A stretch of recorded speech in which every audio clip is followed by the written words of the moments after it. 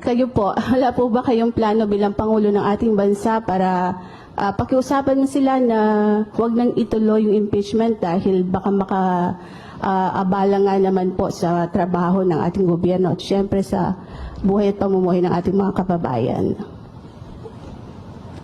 The Senate has no choice. The House has no choice. They have to do this now. Sir, may nagsampa na po ng impeachment complaint against Vice President Leni Robredo. I won't allow. Do you think, sir, may basehan po para ma-impeach nga po siya? What are your thoughts po? Look, we just had an election. Guys, lay off. Let's stop it. Can do other things, but do not tinker with the structure of government. I will not countenance it. Elected yung tao.